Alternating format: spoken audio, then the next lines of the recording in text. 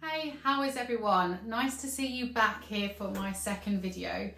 As promised, I said if I didn't find my first video too scary, I would come back. And I have to say, I actually quite enjoyed it, to be honest. I'm always apprehensive and anxious coming up to these videos, but once I get talking with you guys, it just feels like having a conversation with friends.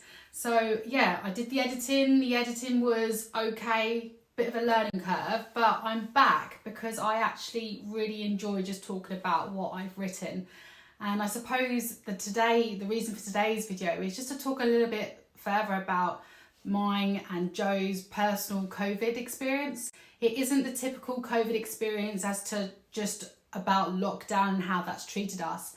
But unfortunately, because Joe, my partner's got long COVID, it has been a very difficult year.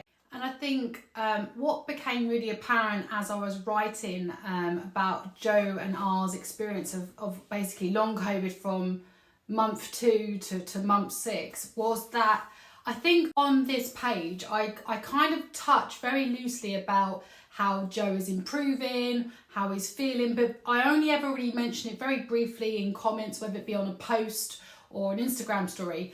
And I don't really go into masses of detail. Now, going back into kind of April this year, when I kind of was starting my blog, I did write a long post about our 30-day experience with COVID. And then I kind of, started this profile page for my blog, but didn't really talk about it initially. And I think the more I started to think about that and realise that, I thought I need to kind of sit down with you, have a conversation, have a video and just talk about it a bit further, because I think there's only so far words on a page or little snippets can really do to really convey the entire experience. And as much as I want to convey that entire experience, I have sat down to do this video a couple of days ago, and I actually found it really difficult because there's just been so much that's gone on for him in the past 9 months that I was just finding it hard to condense that all into, a quick 10-minute video. And I think if I'm kind of really truthful, I think the more time I spent talking about it and going through it in detail, it became really difficult. I think it's really hard watching a loved one deteriorate to the point where they think they're going to lose their life and we're relying on ambulance services and so forth. It's really hard to recall it. I don't know if it's just my own personal experience, but I think when you're going through the motions day by day, you can't compartmentalise it. That's probably the wrong word. But you do things just to kind of get you through it. And then when you look at it as a general whole, it's like, whoa, it's actually really hard to just process as well. And in addition, if you look at my post this week, you'll notice that it's a kind of a recall of what we've experienced from month 2 to month 6. But currently for us, we're on month 9. We're coming up to month 9 of Joe's COVID journey. So there's a delay of me putting that post up, and it's really about whether or not I wanted to share some of those personal experiences. But the more we both thought about it, the more we thought it's actually really important just to share somewhere our experience, because I don't really think there's a great deal of it out there in the media. And whilst it's amazing that there's a 99% survival rate for COVID, which is thank the Lord for that, there are literally thousands and thousands of people in the UK alone that are like Joe, who've had their life completely turned upside down to the point where they struggle to get out of bed every day and have symptoms which are very similar to ME. And this is all just brought on just from a virus. So it's not really a post or a video to scare anyone at all. It's just more just to share a bit more awareness of it, so that if you do come into contact with someone who's experiencing long COVID, for example, people that are off from work, that you have a bit more understanding and a bit more knowledge about it.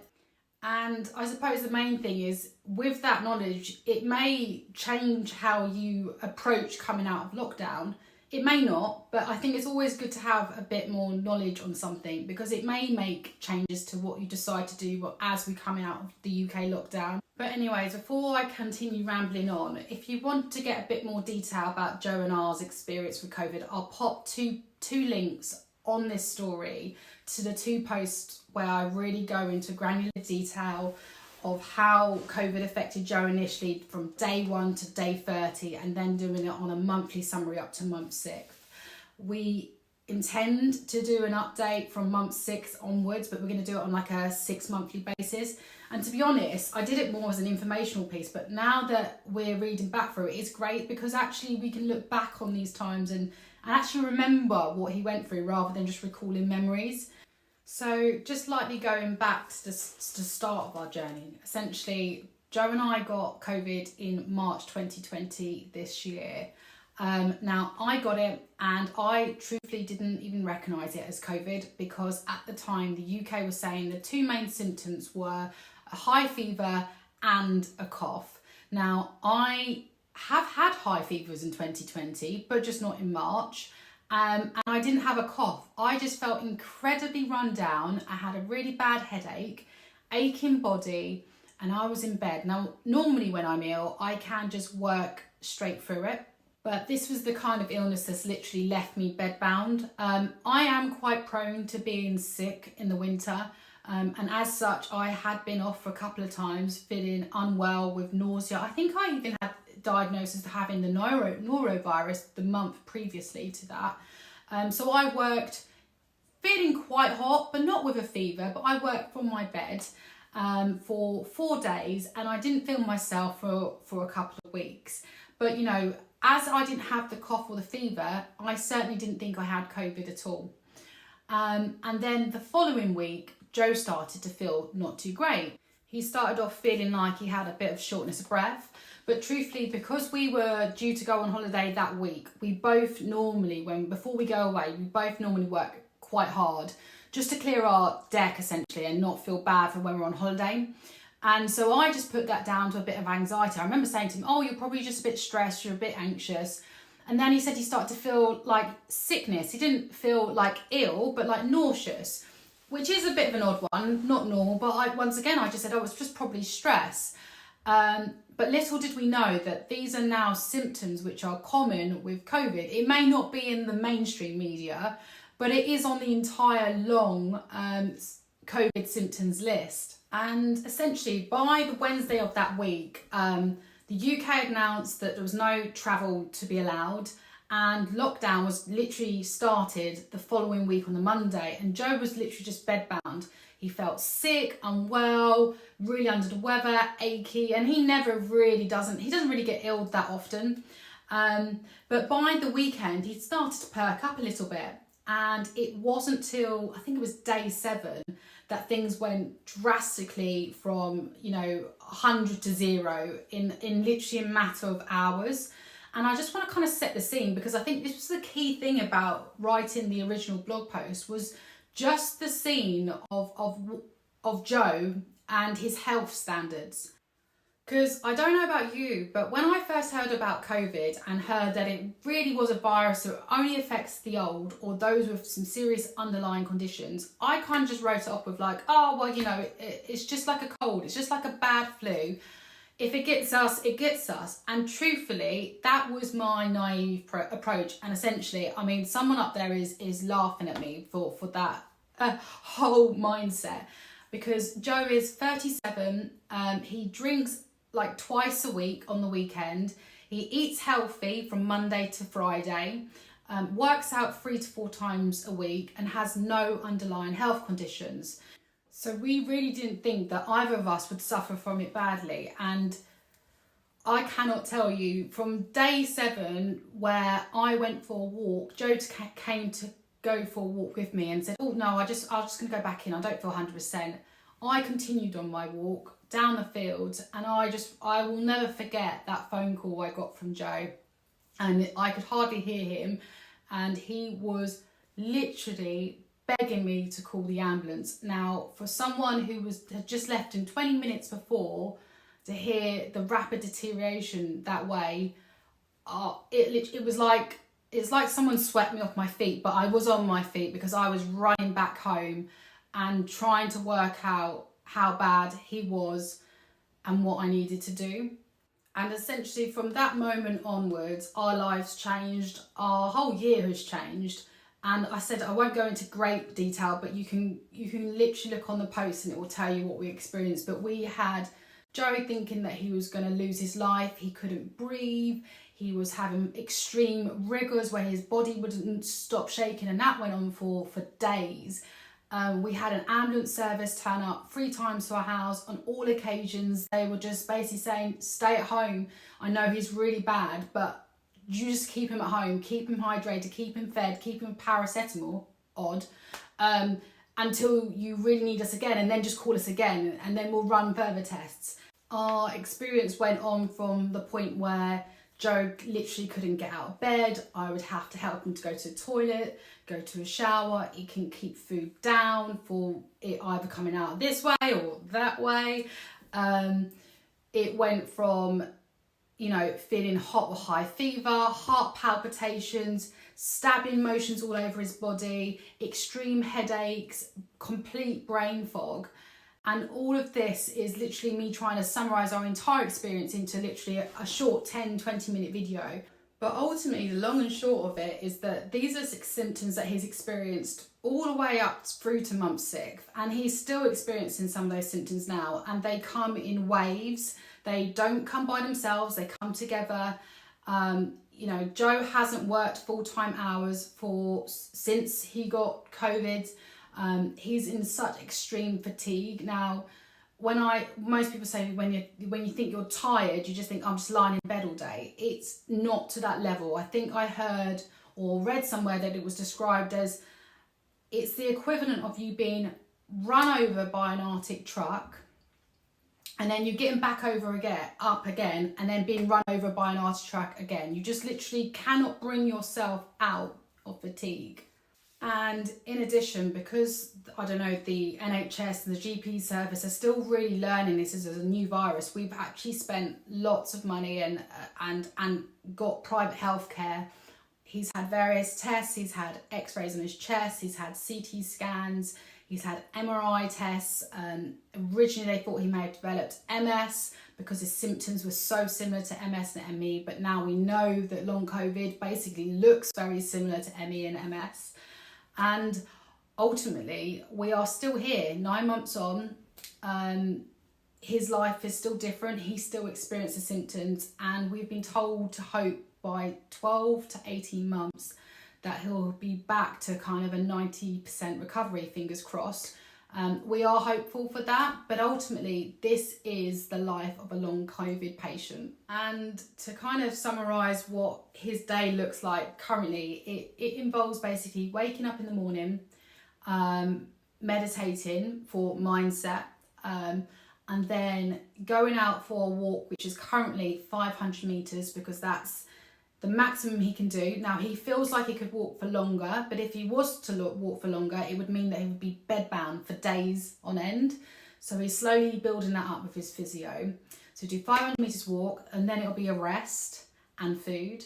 And the rest is lying in a bedroom, completely black, eye mask on, no screens, no televisions. And then after you've done an hour rest, you'll be able to do like an hour of activity. Now, not like an activity like we would know it, an activity which would probably be like sitting down, working for 1 hour only maximum, or having a telephone conversation for maybe half an hour because it drains more energy from you. Socialising is considered one of the highest energy forms. So he doesn't really socialise with anyone other than himself and his mum and dad, as and when we were allowed to because of lockdown. And then he'd have another hour, 2 hour rest. And the cycle kind of goes on throughout the whole day, and it gets to 6 o'clock and he's absolutely knackered and he's in bed by 8 o'clock. And yeah, our life is just so different. But I just wanted to bring more awareness, because the more I think about it, unless you live with someone or have someone really, really close to you, that you're literally seeing this as their life every day, I think it's really hard to actually imagine and fathom what their life looks like. I think I would find it hard. And sometimes I think Joe finds it hard when he talks to people about what he's going through and they just don't really seem to quite grasp it. They'll comment and say, oh yeah, I know what it feels like when you're tired all day and you haven't really done anything, you just feel more tired because of it. And it's hard for him because he can't communicate just what he's going through. And I am thinking about everyone else who is experiencing that and is maybe meant to be back in an office or goes back to an office part-time for an hour or two and really struggles to communicate their experience to their colleagues. So I just hope by sharing our experience via the blog post and maybe with some more videos that it just helps you guys just to understand what some people are going through, especially as you return to work. And also it's so easy when you're not experiencing COVID to not understand why these restrictions are so severe. I find it hard to understand why these restrictions are so severe and we're going through it. But I think ultimately, if you're in a position where you just don't understand it, I think that's a real privilege because it just means that you have thankfully not been touched with COVID in a way that has changed your life or your family or friend's life. Because truthfully, I would not wish this experience on anyone. And COVID is still around.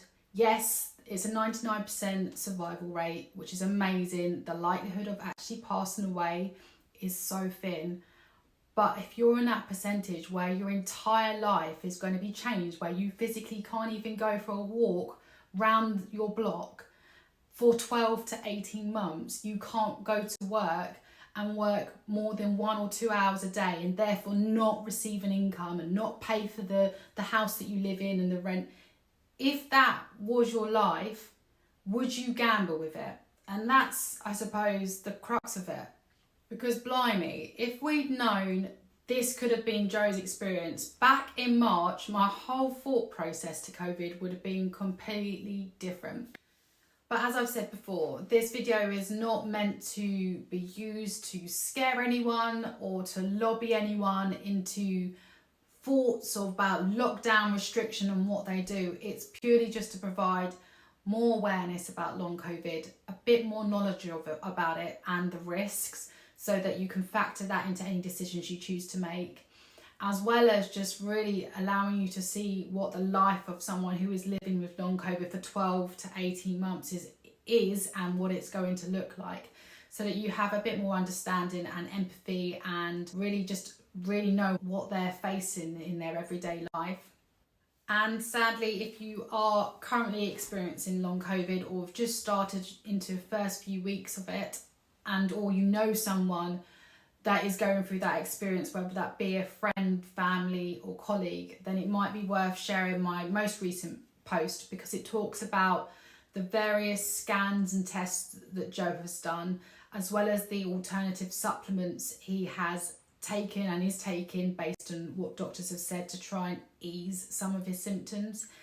But most importantly, I think in the conclusion, it has 6 bullet points of 6 key things that you can do to help yourself going through that situation. And that ranges from who to reach out to, whether that be a GP or a private doctor, to things that you can do for yourself, as well as things that you can tell and point your family and friend members to help them understand some of the experiences that you're going through. And just to keep on going on, because ultimately there is an end point. It is a long period, but to add in alternative things like meditation, positivity, mindset, gratitude to help you get through, and to sign up onto Slack forums where you've got thousands of other people with the same experience of you, all providing support. So this brings me to the end of the video really. I'm conscious that I have spoken for quite some time already as it is, and I hope that the information that I've conveyed over to you will be helpful or insightful. I apologise if it didn't give you quite the great detail that you really wanted. As I said, if you would like some further detail, please feel free to click on the links that I'll pop in the comments. If you have any questions about our experiences or just anything to add, please do in the comments. I will read them, Joe will read them. And lastly, if you have found this video useful or the blog post as well, please like the video because it allows me to just understand if these are the type of videos that you like, am I conveying the information that you need over? In addition, if you do know anybody else who would probably like to have further knowledge about long COVID or is indeed going through it, then please feel free to share this video and the posts, because I think the key thing for long COVID patients is just to try and find as much information as possible. And yeah, thank you ever so much for staying with me again on another video. I wish you all a lovely week, and if you're lucky enough to be coming out of lockdown, I hope you get to enjoy that little bit extra freedom. See you, take care.